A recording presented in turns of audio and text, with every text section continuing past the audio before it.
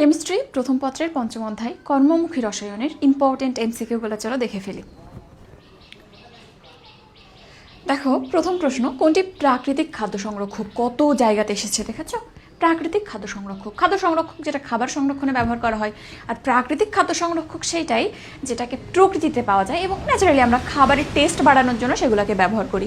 দেখো, প্রাকৃতিক খাদ্য সংরক্ষকে কি আছে? নর্মালি লবণ, চিনি, সরিষার তেল আচারে আমরা ব্যবহার করি, রসুন আছে, হলুদ আছে, লবঙ্গ আছে, সবগুলোই আমরা আচার তৈরিতে ব্যবহার করি এবং আচার কিন্তু ফলের প্রিজার্ভেশন একটা ফর্ম। তো এখানে আমরা প্রাকৃতিক খাদ্য সংরক্ষক হিসেবে এইগুলো মনে রাখবো। তো তুমি যদি এই অপশনগুলো দেখো তাহলে এখানে আনসার কি হবে? দেখো, সোডিয়াম বেনজোয়েট নো, সোডিয়াম মিথানোয়েট না, সোডিয়াম ক্লোরাইড অ্যান্ড বিএইচএ। তাহলে এখানে উত্তর খুব সহজেই বুঝতে পারছো যে এখানটাতে সোডিয়াম ক্লোরাইড, দ্যাট ইজ খাবার লবণ। ঠিক আছে, এটাই উত্তর। আর তুমি যদি কৃত্রিম খাদ্য সংরক্ষকের কথা বলো, কৃত্রিম খাদ্য সংরক্ষক অনেকগুলাই আছে। তো প্রথমে দেখো, এটাকে আমরা তিনটা ক্যাটাগরিতে ভাগ করব।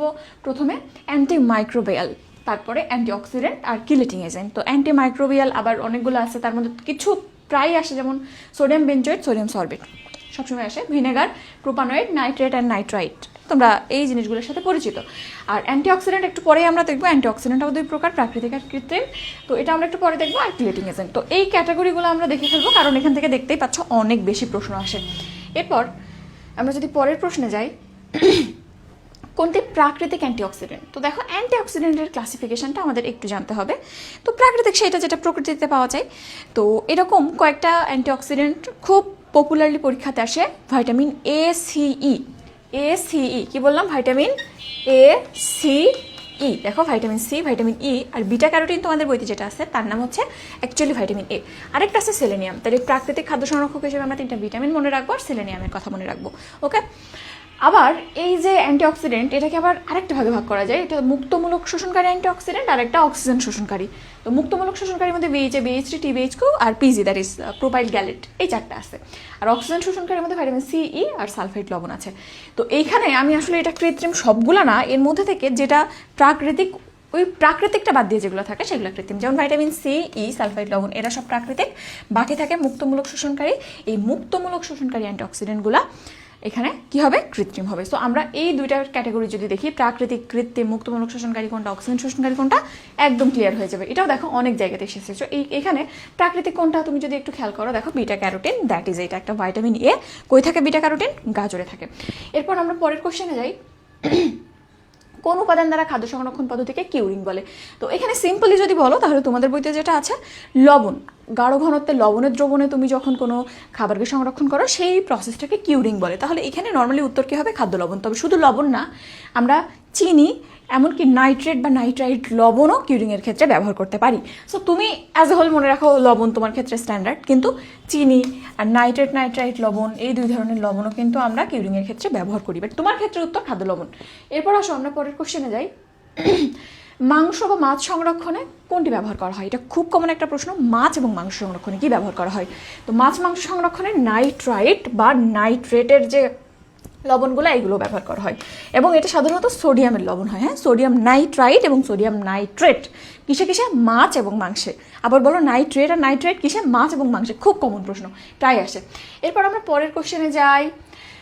আম কৌটাজাতকরণে কোন যৌগটি ব্যবহার করা হয়? এখানে অনেকগুলো ফল কৌটাজাতকরণে কী কী ব্যবহার করা হয় পার্সেন্টেজ সহ লিখেছি। আপাতত পার্সেন্টেজ দরকার নেই, তুমি অ্যাসিডগুলোর নাম বিশেষ করে মনে রাখবা। তো মনে রাখবা, অ্যাজ এ হোল সব ধরনের ফল সংরক্ষণে আমরা সাইট্রিক অ্যাসিড ব্যবহার করি। কোন অ্যাসিড? Citric acid. যেমন আম, আনারস, কাঁঠাল, পেয়ারা সব জায়গাতে দেখো আমরা সাইট্রিক অ্যাসিড ব্যবহার করেছি। ওকে, এর মধ্যে একটা ব্যতিক্রম আছে, একটা ফলে ব্যতিক্রম আছে। সেটা কি? দেখো, এখানটাতে আমরা পেয়ারা সংরক্ষণে এক্সট্রা অ্যাসকর্বিক অ্যাসিড ব্যবহার করি। ওকে, পার্সেন্টেজটা তুমি চাইলে দেখো, না চাইলে নাই। আর সব জায়গাতে ফল একটু মিষ্টি করার জন্য চিনি ব্যবহার করা হয়। তাহলে অ্যাজ এ হোল আমরা সব ফলে মনে রাখবো সাইট্রিক অ্যাসিড, স্পেশালি পেয়ারাতে অ্যাসকর্বিক অ্যাসিড, আর চিনি তো সব জায়গায় ব্যবহার করা হয়। এরপর সবজির ক্ষেত্রে ভুট্টা, মটরশুঁটি, টমেটো, এদের ক্ষেত্রে লবণ আর চিনি। ওদের ক্ষেত্রে কিন্তু অ্যাসিড নেই, সবজিতে অ্যাসিড দেওয়া লাগে না। তাহলে এখানটাতে আমরা লবণ আর চিনি দেবো। আর মাছ মাংসের ক্ষেত্রে ইম্পর্টেন্ট 2% লবণ, 2% চিনি। 2% লবণ, 2% চিনি, এটা মাঝে মধ্যে উল্টাপাল্টা হয়ে যায়। মাছ মাংসে কেন চিনি দিব? তো ভালো প্রিজার্ভেশনের জন্য চিনি দেওয়া হয়। ঠিক আছে, তাহলে এখানে উত্তর কী হবে? আম কৌটাজাতকরণে কোনটা ব্যবহার করা হয়? আমি সব ফলের ক্ষেত্রে সাইট্রিক অ্যাসিড বলেছি, তাইলে এখানে উত্তর হবে সাইট্রিক অ্যাসিড। অ্যাসকর্বিক অ্যাসিড শুধু পেয়ারা, সো অ্যাসকর্বিক অ্যাসিড এখানে হবে না। ওকে, এরপর আসো আমরা পরের পেজে যাই। কোন আয়নের স্বল্প পরিমাণ উপস্থিতি কোয়াগুলেশন দ্রুত করে? কোয়াগুলেশন মানে দুধ জমাট বাঁধিয়ে এখান থেকে যে মাখন বা নুনি আলাদা করার যে প্রক্রিয়া, এটাকে আমরা কি বলে থাকি? কোয়াগুলেশন। তো এইখানটাতে কোয়াগুলেশনের জন্য বিভিন্ন আয়ন দিয়ে কোয়াগুলেশন করা যায়।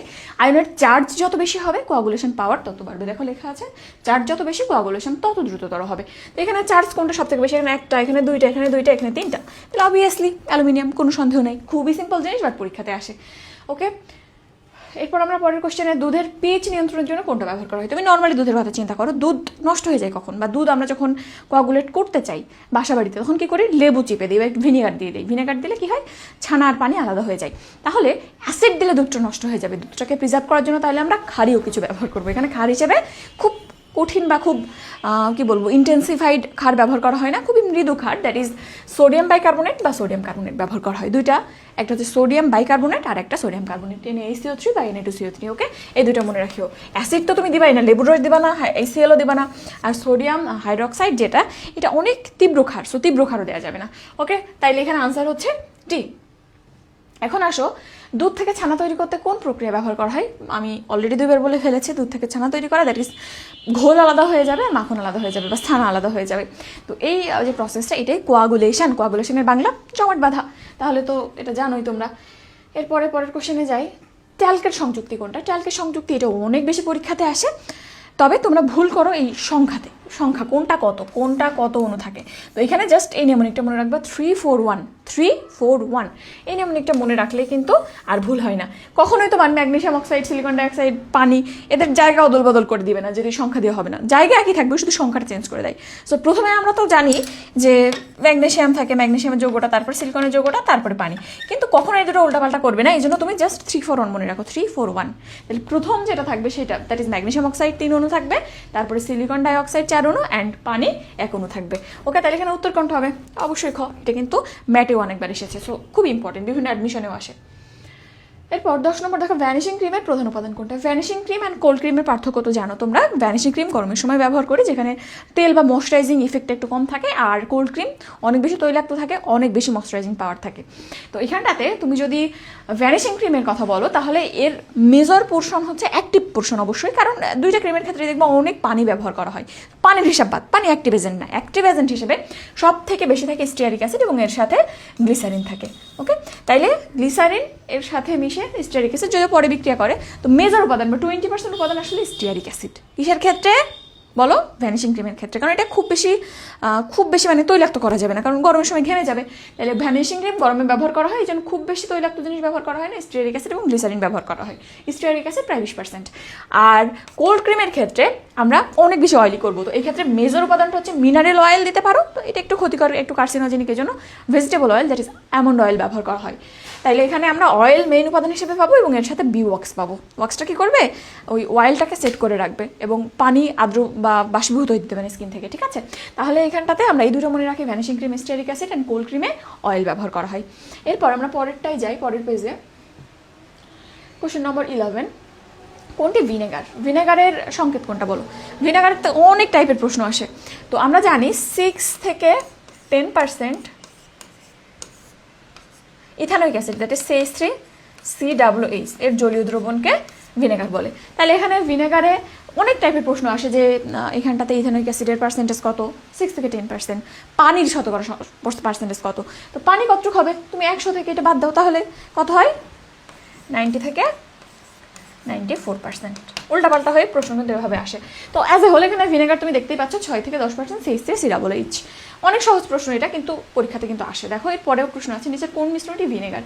তো এখানে আর সংযুক্তি নাই, জাস্ট শতকরা পার্সেন্টেজ না দিয়ে জাস্ট ডিরেক্ট লিখে দিয়েছে CH3COOH, এর সাথে কি থাকবে? পানি থাকবে। তাহলে উত্তর হচ্ছে খ, CH3COOH এন্ড ওয়াটার। এরপরে আমরা 13তে যাই। দেখো ভিনেগারের মধ্যে ইথানোইক অ্যাসিডের পরিমাণ কত? সিম্পল, একই কথা, জাস্ট একটু ভিন্নভাবে লিখেছে। সো ইথানোইক অ্যাসিড এখানটাতে 6 থেকে 10%। এরপর আমরা পরে যাই। আচ্ছা, এই প্রসেসটা একটু দেখবে, এখানে অনেক কিছু লেখা আছে, খুবই ইম্পর্টেন্ট। আমরা ভিনেগার প্রস্তুতিতে 3টা এনজাইম সাধারণত দেখতে পাই। আমরা নেমোনিক, জামাই দিয়ে মনে রাখি, জা দিয়ে জাইমেস, ম দিয়ে মল্টেস, আর ই দিয়ে ইনভার্টেস। 3টা কোনটা কোথায় কাজ করে? তো আমরা একদম শুরুতে ভিনেগার প্রস্তুতি শুরু করবো কি দেবে? কোন একটা মল্ট দিয়ে, সেটা খেজুর গুঁড়ো হইতে পারে, পচা আলু হইতে পারে, যে কোনো কিছু। তো সাধারণত খেজুর রস দিয়ে আমরা বানাই। তো তার মধ্যে কি আছে? মল্টোজ আসে। তো এই যে মল্টোজ, এই মল্টোজকে আমরা জানি যে কোনো একটা উপাদানের নামের শেষে এস যোগ করে দিলে এনজাইম হয়ে যায়। মল্টোজকে যে ভাঙে সে হচ্ছে মল্টেজ। তো এই যে মল্টেজ মল্টোজকে ভেঙে সুক্রোজে পরিণত করে। ওকে, তাহলে মল্টেজের কাজ কি জামাইয়ের? সে হচ্ছে সুক্রোজ তৈরি করে মল্টোজ থেকে। এরপর আসো সুক্রোজ। এই যে সুক্রোজ আসলো ওকে ভাঙবে। সুক্রোজ ভেঙে কি তৈরি হয়? গ্লুকোজ আর ফ্রুক্টোজ, এখনো গ্লুকোজ এখনো ফ্রুক্টোজ। তো এইখানটাতে এই গ্লুকোজ আর ফ্রুক্টোজ তোমরা নিশ্চয়ই জানো, গ্লুকোজ এবং ফ্রুক্টোজ এই দুইটাকে একসাথে ইনভার্ট সুগার বলা হয়, কারণ একটা ডেক্সট্রো একটা লেভো, এই জন্য দুটো ইনভার্ট উল্টা সুগার বা উল্টা চিনি বলা হয়। তাইলে এই দুইটা যদি ইনভার্ট সুগার হয়, তাইলে এই সুক্রোজকে যে ভাঙলো, ভেঙে এই ইনভার্ট সুগার তৈরি করলো, তাকে ইনভার্টেজ বলা হয়। ইনভার্ট সুগার যে তৈরি করে সেই ইনভার্টেজ। এই জন্য এখানে কোন এনজাইমটা কাজ করে? ইনভার্টেজ। একটু এই ইনভার্ট সুগারের কনসেপ্টটা দেখে নিও, পরবর্তীতে বোটানিতেও লাগবে। আর এরপরে দেখো এই যে গ্লুকোজ ফ্রুক্টোজ তৈরি হয়েছিল, ওই গ্লুকোজ আর ফ্রুক্টোজ জাইমেজের প্রভাবে ইথানলে পরিণত হবে। তাহলে এখন ইথানল হয়ে গেল, অ্যালকোহল তৈরি হয়ে গেল। এখন অ্যাসিড কিভাবে বানাবো আমরা?